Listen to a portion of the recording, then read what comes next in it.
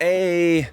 What's up guys? In today's video, we're checking in on Bandai's Votoms HG model line here. So it's been a little bit since the last time I built one. This is the Scopedog Turbo Custom, which is basically going to be, for the most part, the same HG Scopedog kit that we've seen before, but it's got more stuff. So it's got a little bit different parts there for the legs, a little bit different weapons and equipment and stuff. So basically, if you wanted kind of like the Scopedog, which is not like so basic, but like kind of with more armaments and stuff on it, this one is going to be for you. So let's go ahead and check it out here for today's video. And so first of all here, before we get into the contents inside, some really cool box art on the front in the kind of typical style for this line of HG Votoms, where it's just kind of a very dark background. You have just the focus like really centered on the main kit. And in this case, you can see some stuff here in the background. And I will point out what you can see there pretty prominently is the Bloodsucker, which is not a model kit yet, at least in the Bandai HG line. And so really hoping that we might see that as a future release. So looking forward to that one, hopefully. But you can see a lot of really cool lighting and weathering effects here on the illustration of the Scopedog. Does look really cool. On the sides of the box, also worth pointing out that these are not numbered. So normally like HG lines have the numbering system on them, 1, 2, 3, whatever. This one does not have that.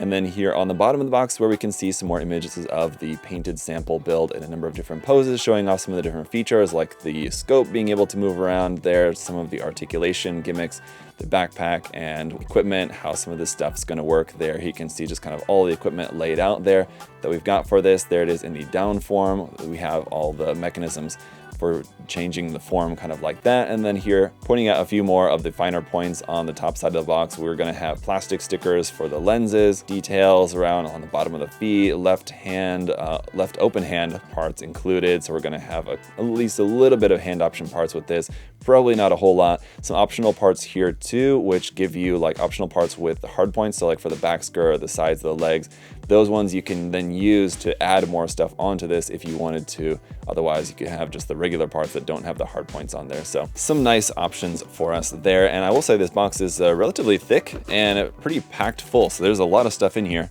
We'll check out the runners momentarily. First, want to take a look here at the instruction manual, which has the same box art there on the front, just cropped. And then on the back side here, pretty much just all the same stuff that we saw on the outside of the box. A little bit more information about the weapons, gimmicks, everything's here in Japanese and in English. So interestingly, not like the international releases that they're doing recently for a lot of the Gunpla. But there's also our color guide down here at the bottom. And then you can see a little bit more of what's available from the line, like the Scopedog, the Burglary Dog, and then the P-Bandai expansion set, of which there's now like 7 or 8 of those. There's just a lot of those P-Bandai expansion sets now. So far, I've not gotten any of those, but they do look pretty cool. There's a little bit more just kind of about the Votoms OVA here and the pilot. So you can read there a couple sentences there about Kiriko. And on the inside here, we've got our parts list right there. Let's see, the last bit of the construction of the weapons and then transforming it to the down form is here in color. And then again, just talking about the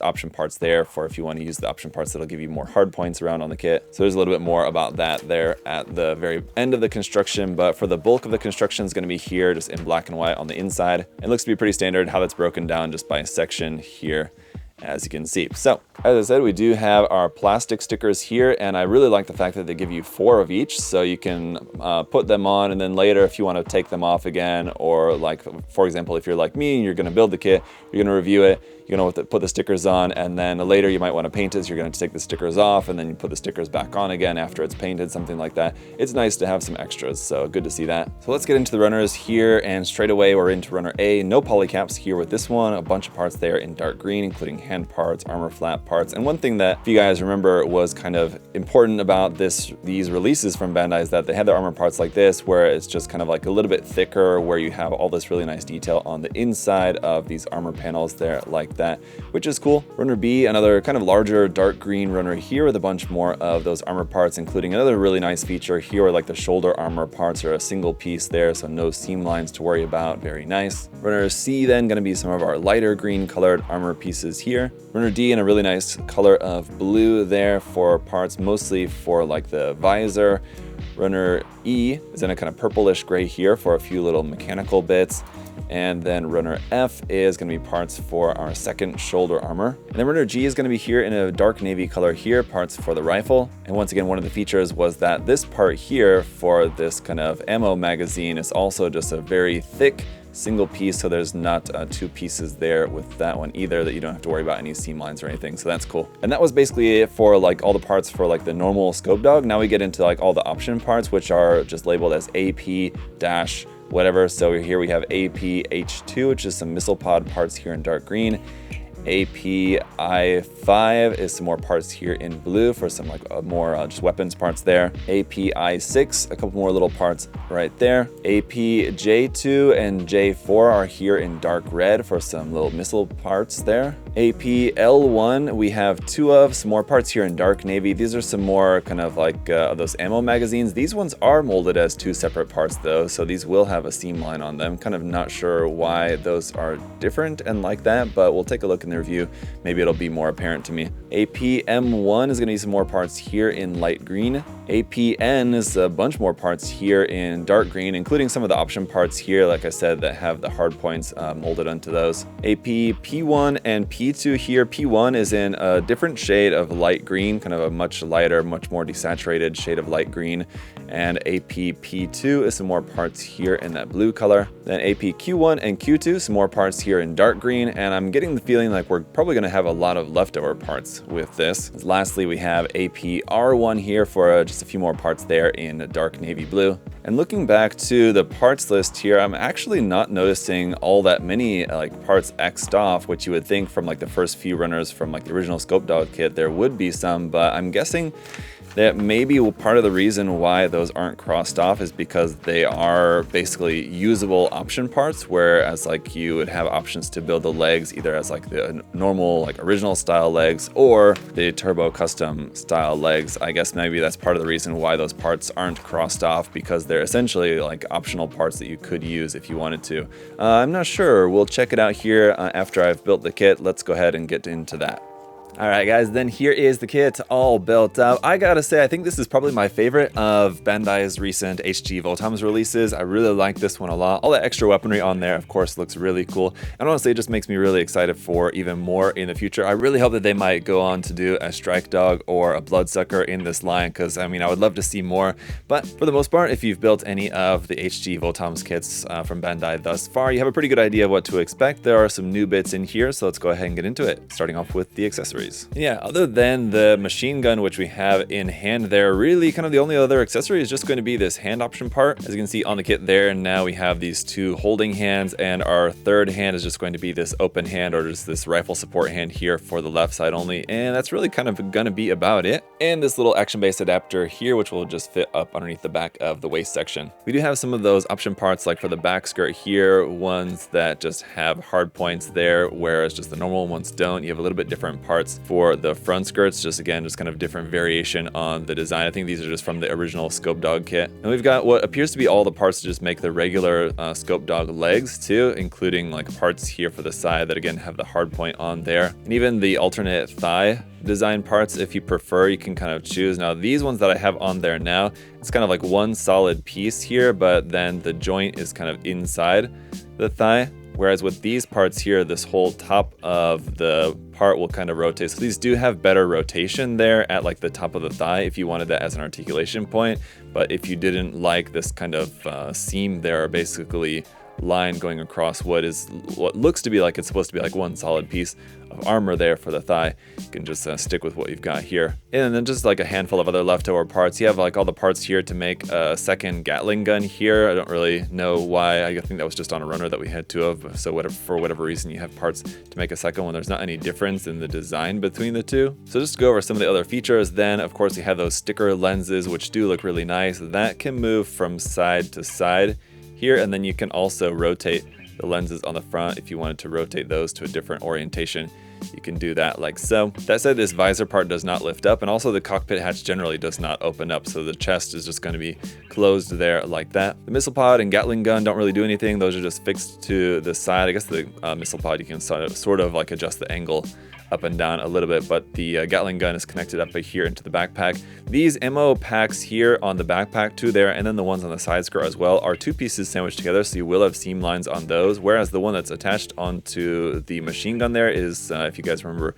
it's like a solid piece, so that's nice. And that was kind of like one of the selling points that Bandai was advertising for this kit. Even though you have some sinks in there because it's quite thick plastic. There's no seam line, but these other ones do. On that, the main missile pod up here on the top can of course be rotated forward and back, and really nice detail with those being actual separate red parts in there and there as well. And then for the jet roller dash unit here at the back, we can simply just lift this part at the back of the leg up, and that will just fold down out of there like so. And then those aren't working wheels, but nice that there's our color separated parts there for the wheels. They don't actually turn or anything, but some nice detail there. And then up underneath the feet, just some nice detail kind of all around. But yeah, those will just fold out of the back there like that. And you got some detail up inside of there as well, which looks pretty nice. So if you wanted to have them skating around with the jet roller dash units deployed out the back, you can do that, which would look pretty cool. And then you can of course display it in the down form as well, which I'll show you here in a minute. But basically it's just a matter of like folding the back skirt up and folding the legs back and kind of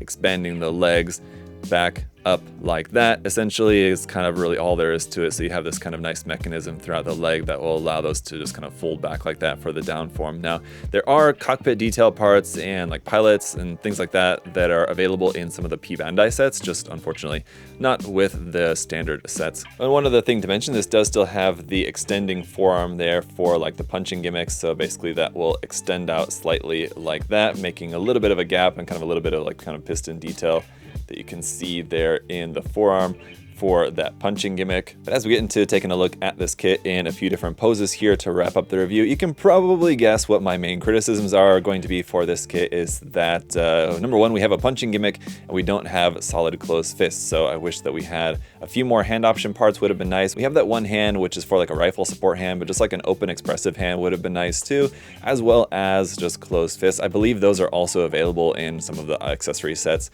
that are P-Bandai. And then just the other thing is just going to be that this does not include any more handheld weapons other than the machine gun.